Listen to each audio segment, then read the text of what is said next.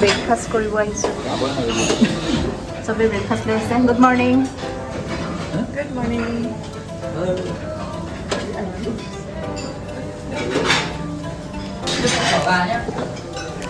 corn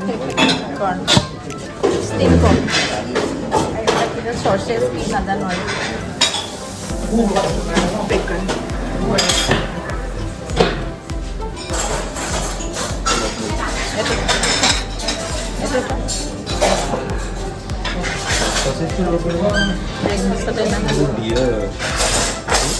dia ni kali nanti sama itu saya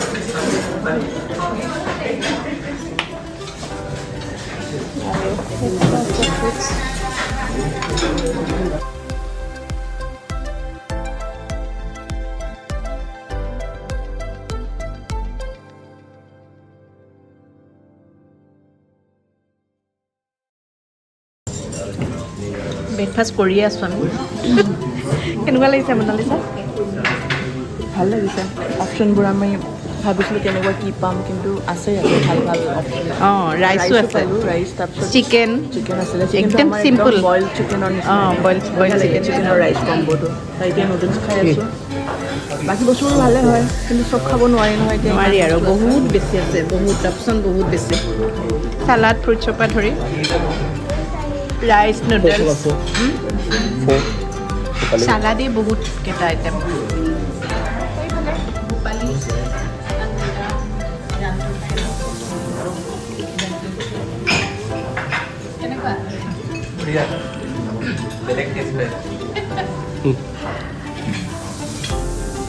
এই আমি hotel থকা হোটেলখনৰ বাহিৰলৈ ওলাই আহিছোঁ বতাহ মাৰি আছে খুব ধুনীয়া ৱেডাৰ ঠাণ্ডা ঠাণ্ডা অলপ অলপ গুৱাহাটী যেনে লাগিছে ন oh mau baru hill station লাগিছে পুৰা ঠাণ্ডা ঠাণ্ডা ধুনীয়া লাগিছে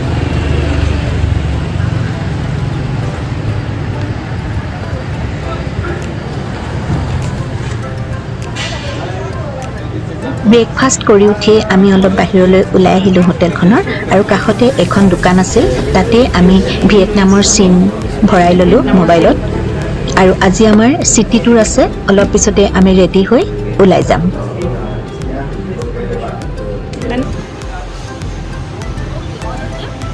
এয়া আমি এতিয়া ওলাই আহিলোঁ হানৈ চিটি টুৰৰ বাবে আৰু এটা স্পটত আমাৰ আজিৰ গাইডগৰাকী ৰৈ থাকিব আৰু তালৈকে আমি ঠিক কৰিলোঁ যে আমি খোজকাঢ়ি যাম মেপ উলিয়াই লৈছোঁ আৰু এয়া আমি খোজকাঢ়ি গৈ আছোঁ লোকেল মাৰ্কেটৰ মাজেৰে লোকেল মাৰ্কেট চাই চাই আমি সেই স্পটটোলৈ গৈ আছোঁ য'ত আমাৰ বাবে গাইডগৰাকী ৱেইট কৰি আছে she's from Mumbai oh really oh I family friends all family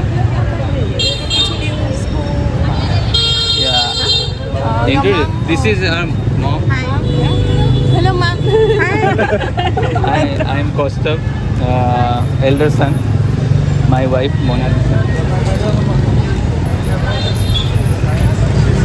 younger son Abhinav my wife his wife his your brother yes brother mother yeah couple yes his wife and then and Ankita she's is my sister her sister sister yes only two brothers like two sisters yes the sister of the younger daughter-in-law. okay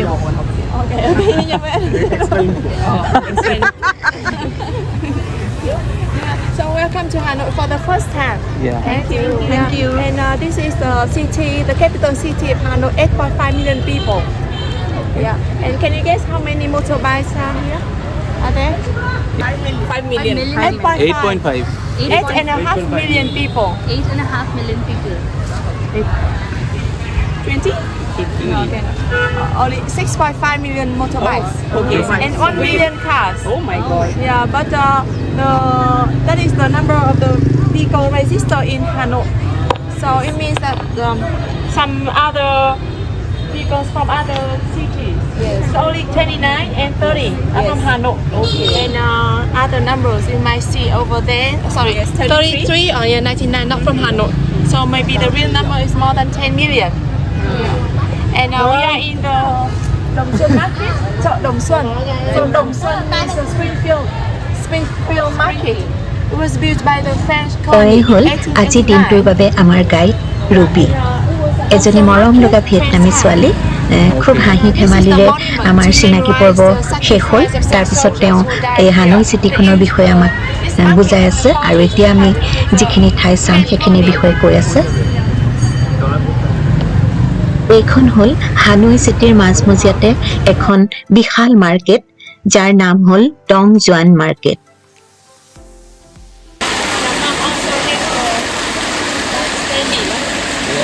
Professional.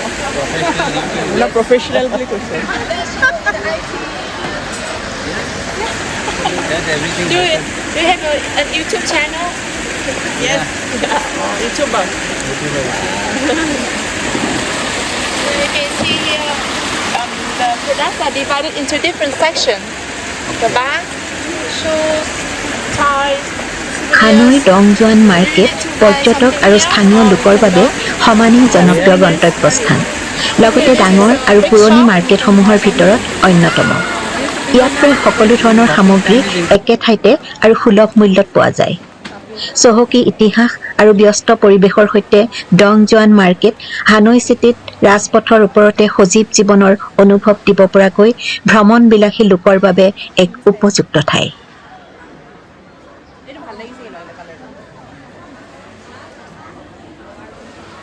আমি যোৱা সময়খিনি যেহেতু খ্ৰীষ্টমাছৰ সময় আছিল সেয়েহে সমগ্ৰ হানৈ চহৰখন সজাই পৰাই জাকত জিলিকা কৰি তুলিছিল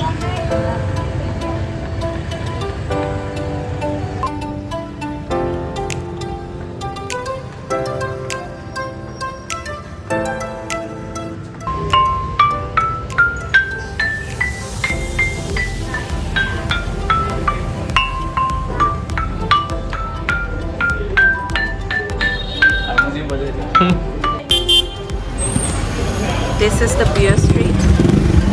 ইয়াতে ৰাস্তাত ৰাতি এতিয়াতো খোজকাঢ়িব পাৰি আছে মানুহবিলাকে বা বাইক অহা যোৱা কৰি আছে ৰাতি খালি টেবুল চেয়াৰ পাৰি পেলাই ৰাস্তাত খোজকাঢ়ি যাবলৈও মানে দিগদাৰ হৈ যায় মানে চব টেবুল চেয়াৰ ৰেষ্টুৰেণ্ট পাতি দিয়ে মানে গোটেই ৰাস্তাটোতে Can be sweet, silver sweet, metal sweet, even glass is sweet, beer sweet, everything. হানৈ হৈছে ভিয়েটনামৰ ৰাজধানী আৰু দ্বিতীয় সৰ্বাধিক জনসংখ্যা থকা চহৰ হানৈ চহৰখন চাৰিওফালৰ পৰা নদীৰে আৱৰি থকা বুলি ক'ব পাৰি বহুতো সাংস্কৃতিক ঐতিহ্য আৰু ঐতিহাসিক স্থাপত্যৰ চানেকিৰে ভৰি থকা হানৈ চহৰ ভ্ৰমণপ্ৰিয় মানুহৰ বাবে এক আকৰ্ষণীয় স্থান For the next year, coming in the mid of February 2024.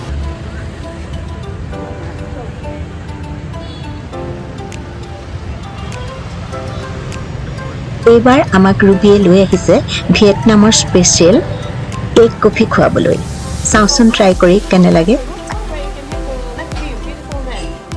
Sorry, we don't have time, so we will take away the drink to go to the field. Yeah. So হানৈৰ এটা উল্লেখযোগ্য লেণ্ডমাৰ্ক হ'ল হোৱান ক্ৰীম লেক ই হানৈৰ ইতিহাসৰ বহু উত্থান পতন দেখা পোৱা এক ধ্বংসাৱশেষ বুলি ক'ব পাৰি ৰাজধানীৰ অন্যতম প্ৰতীক হিচাপে ই দৰ্শনাৰ্থীৰ বাবে এক অবিশ্বাস্য গন্তব্যস্থান প্ৰেজেণ্টটো নাযাওঁ বুলি কৈ Let's go. Let's take পাঁচটা বাজিলে কেক কফি ট্ৰাই কৰিছিলোঁ কেক কফি ইয়াৰ ফেমাছ হয় কিন্তু একদমেই ভাল লগা নাই টেষ্টটো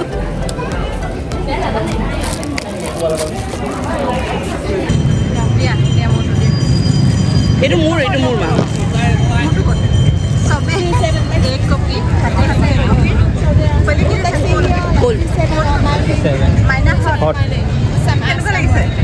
এতিয়ালৈকে ট্ৰাই কৰা নাই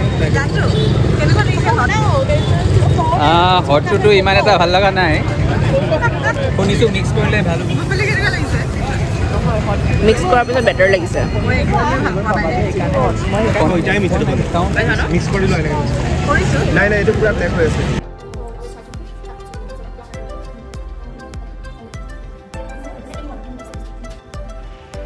এইবাৰ আমি আহিলো হানৈ চহৰত থকা পুৰণি এটি বিশেষ কাৰাগাৰ চাবলৈ কাৰাগাৰটোৰ নাম হোৱা লো প্ৰিজন ফৰাচী ঔপনিৱেশিক যুগৰ কুখ্যাত হোৱালু কাৰাগাৰ। চহৰখনৰ অশান্ত ইতিহাস প্ৰদৰ্শনেৰে যেন আজিও সাক্ষী হৈ থিয় দি আছে এই সংগ্ৰহালয় আৰু কাৰাগাৰ। এক জীৱন্ত ৰূপত ধৰি ৰাখিছে সেই অশান্ত সময়খিনিৰ অমানৱীয় ইতিহাসৰ অলেখ কাহিনী। ইয়াৰ ভিতৰত প্ৰৱেশ কৰিয়েই যেন মূক হৈ পৰিব খোজে প্ৰতিজন পৰ্যটক।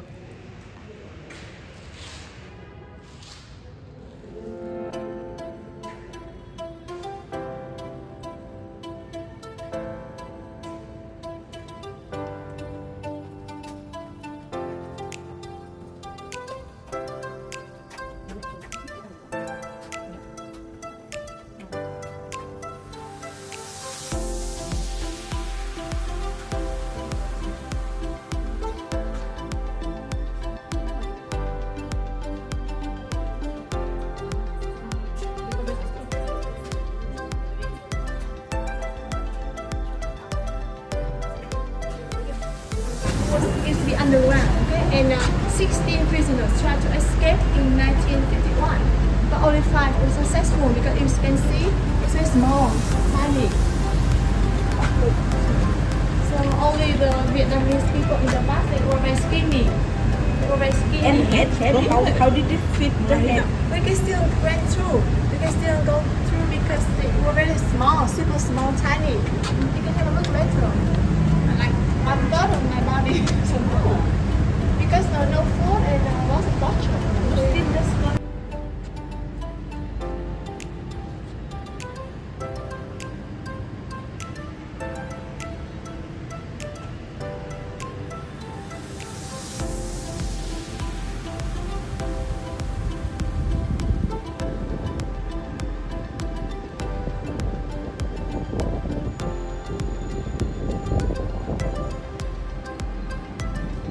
There.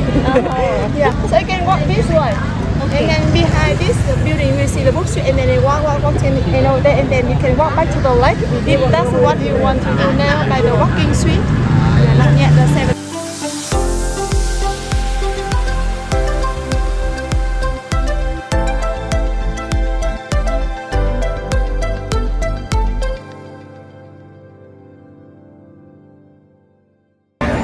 আমি আহি পাইছোঁ ইয়াতে আমাৰ দিনটোৰ টুৰ শেষ হৈ গ'ল এতিয়া চ' টুৰ শেষৰ পিছত আমাক ছাজেষ্ট কৰিছে যে আমি বুক ষ্ট্ৰীট যোনটো আছে তালৈ আহোঁ বহুত ধুনীয়া হয় আৰু পিকচাৰ্ছ বহুত ধুনীয়া আহিছে আৰু ঠাণ্ডাও পৰিছে এতিয়া কিতাপ কফি চুভিনিয়াৰ্ছ লাইটছ বহুত ধুনীয়া ভাল লাগিছে এইটো অংকিতা আছে ইয়াতে অংকিতা ফটো ভিডিঅ' উঠি আছা উঠি আছোঁ ভাল লাগিছে বহুত লাইটিংটো বহুত ভাল লাগে লাইটিং বহুত ভাল exactly so' photos and videos specially ভাল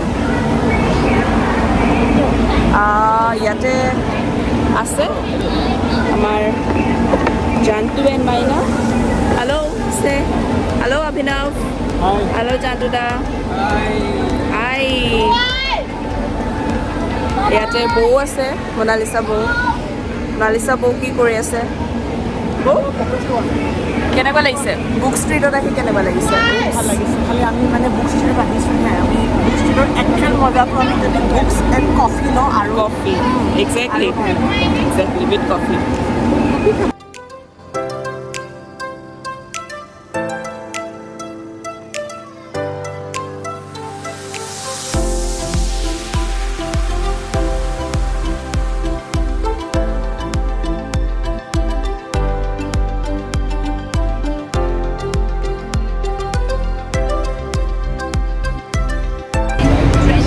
হোটেললৈ গৈ আছোঁ খোজকাঢ়ি আজি দিনটো খোজকাঢ়িলোঁ হানৈ চিটি পূৰা গৈছোঁ একচুৱেলি আজি লোকেলখিনি আমি আজি প্ৰাইভেট চিটি টুৰ আছিলে প্ৰাইভেট গাইড এজনী আছিলে আপুনিতো দিনটো দেখিছেই ব্লগটোত তাৰপিছত দিনটো এতিয়া গাইডগৰাকীক মানে আমি বিদায় দিলোঁ বিদায় দি এতিয়া বহুত ভাল আছিলে তাৰপিছত এতিয়া বিদায় দি পেলাই আমি এতিয়া নিজে হোটেললৈ খোজকাঢ়ি যাম বুলি ভাবিছোঁ খোজকাঢ়ি গৈ খুব ভাল লাগিছে ডিনাৰ কৰিম ক'ৰবাত ডিনাৰ কৰিম ৰাস্তাত কৰিম এখেতসকলক চাব পাৰে ৰাস্তাত এনেকৈ ভিয়েটনামিজ যোনবিলাক ফুড ষ্ট্ৰীট ফুড আৰু ৰাস্তাৰ কাষে কাষে খুব ভাল লাগিছে আৰু খ্ৰীষ্টমাছ ভাইবছ লাইভলি পৰিৱেশটো আৰু Exactly. আৰু বেছি লাইভলি হৈ আছে না খ্ৰীষ্টমাছৰ কাৰণে একজেক্টলি লাইটিং এনেও ইয়াতে মানে কেনেকুৱা ধুনীয়া ভাল লাগিছে দেই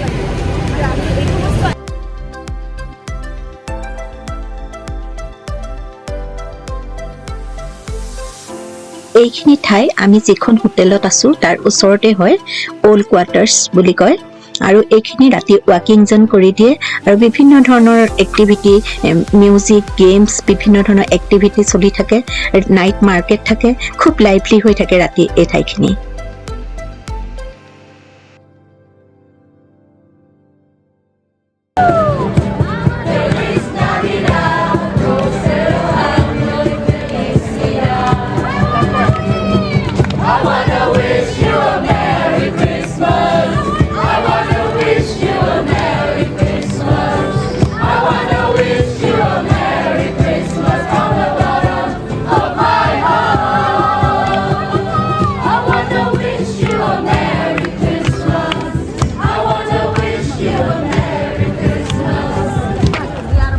কইনা নাটমেট যাৰ জীৱন যে তাকে কৰি আছে আৰু ন কিমান ৰাতি এইটো ৱাকিং ষ্ট্ৰীট হয় আৰু দুপৰীয়া আমাক এইটো দেখাইছিলে এইটো একদম ইমান ধুনীয়া লেকটো আমি লেকটোৰ সিপাৰৰ পৰা আমি কফি খাইছিলোঁ অথনি যে আমি হেৰি খাইছিলোঁ কি আছিলে এইটো আন্দা কফি এক কফি আমি সেইটো পাৰৰ পৰা খাইছিলোঁ আমি সেইটো পাৰৰ পৰা খাইছিলোঁ আমি পুৰা চিটিখন মানে একদম ৰাউণ্ড মাৰিলোঁ আৰু ৰাউণ্ড মাৰিলোঁ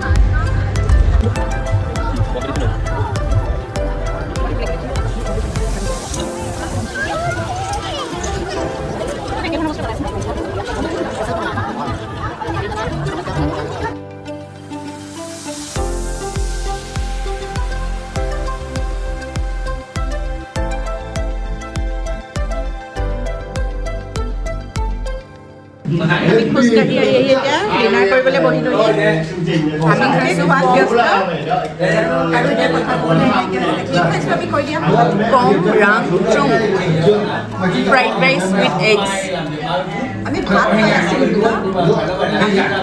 ষ্টিকি ৰাইচ টাইপ এইটো খুবেই ভাল লাগে চিকেন কি বেলেগ থাকে আৰু chicken fried rice egg fried rice কেনেকুৱা লাগিছে আমি বহুত টেষ্টি মাইনা কেনেকুৱা লাগিছে বঢ়িয়া চুপটো আছে চালাডো আছে ডিনাৰ কৰি উঠি জানটো আৰু মাইনা হোটেলৰ ৰুমলৈ গ'লগৈ আৰু আমি কেইজনীয়ে নাইট মাৰ্কেটত অলপ ঘূৰিলোঁ চুভেনিয়ৰ ল'লোঁ কিবা কিবি গিফ্ট ল'লোঁ আৰু তাৰপিছতেই আজিৰ দিনটোৰ ট্ৰিপ ইমানতে সামৰিলোঁ কাইলৈ পুনৰ লগ পাম এখনি নতুন ঠাইত এটি ধুনীয়া পৰিৱেশৰ সৈতে